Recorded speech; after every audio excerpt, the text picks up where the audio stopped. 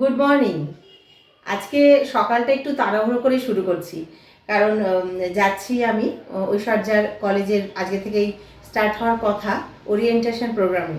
তো সমস্ত প্যারেন্টসদেরকে ওখানে ইনভাইট করা হয়েছে। দুপুরবেলা খাওয়া দাওয়া কিন্তু ওখানেই। ঐশ্বর্যাও যাবে আমাদের সাথে, স্টুডেন্টকে তো যেতেই হবে।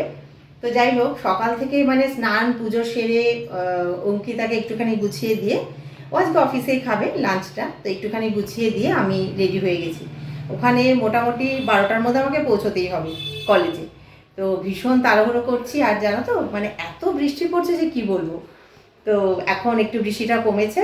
তো যাই হোক, চলো যাই, গিয়ে দেখি কীরকম কী প্রোগ্রাম হয়। ভিডিওটা করতে পারবো কি না জানি না, তবে চেষ্টা করব কিছু তোমাদের সঙ্গে তুলে ধরার জন্য।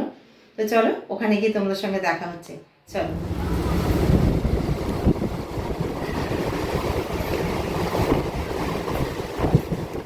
এখানে মনে হয় সকালে বৃষ্টি হয়ে গেছে, এখন কিন্তু বৃষ্টিটা দেখছি না, কিন্তু আকাশে মেঘ রয়েছে, দেখো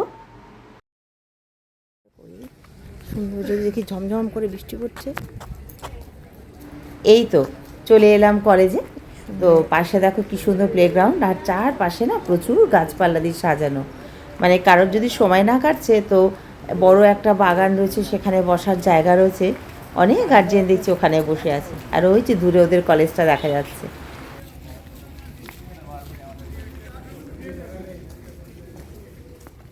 কি সুন্দর বিবেকানন্দের মূর্তিটাকে সাজানো হয়েছে, দেখো ফুল টুল দিয়ে ধূপধুনো জ্বালিয়ে সাজানো হয়েছে। এখন আমরা চলে যাব লিফটে করে একদম 4th ফ্লোরে।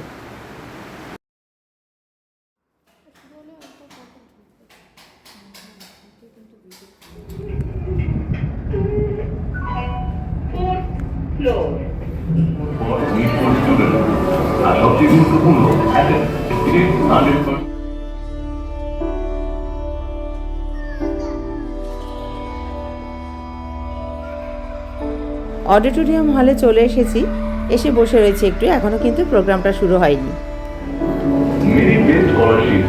Financial support for needful students, আর সবচেয়ে গুরুত্বপূর্ণ একটা ডেডিকেটেড 100% প্লেসমেন্ট ইকোসিস্টেম, যা তোমায় কানেক্ট করবে ন্যাশনাল।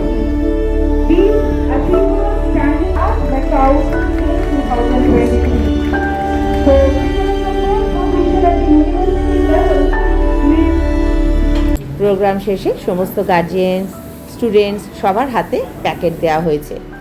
আর বাইরেটা দেখো, ঘুরতে ঘুরতে চলে এলাম, কি সুন্দর সাজানো। মানে মনে হচ্ছে যেন এখানে পিকনিক করতে এলে বোধহয় ভালো লাগবে। খুব সুন্দর করে সাজানো গোছানো, আর এরকম বাগান টাগান থাকলে আমার কিন্তু বেশ ভালো লাগে। তো চলো, আমাদের সমস্ত প্রোগ্রাম কমপ্লিট। এইবার মেয়ে কলেজে আসবে, ওর নতুন জীবনের পথ চলা শুরু। তোমরা আশীর্বাদ করো ও যেন ইঞ্জিনিয়ারিংয়ে খুব ভালো রেজাল্ট করে একটা জায়গা করতে পারে ওর দিদির মতো। তো এবার আমরা ট্রেন ধরবো, ধরে এবার বাড়ির দিকে যাব।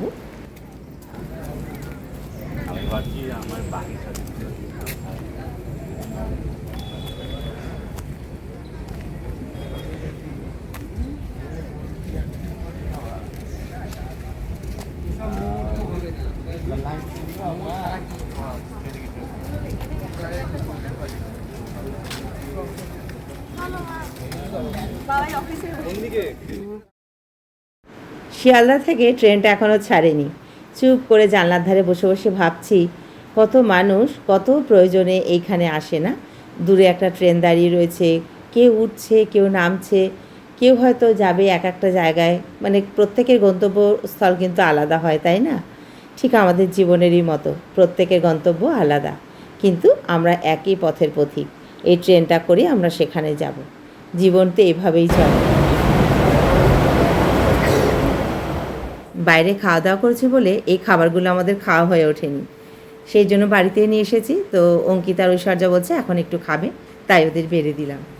তো যাই হোক, আজকের মতো ভিডিওটা এখানেই শেষ করলাম। বন্ধুরা, তোমরা খুব ভালো থেকো, আর এভাবেই আমার সঙ্গে থেকো। তোমাদের সঙ্গে আবার দেখা হবে পরের ভিডিওয়ে। টাটা।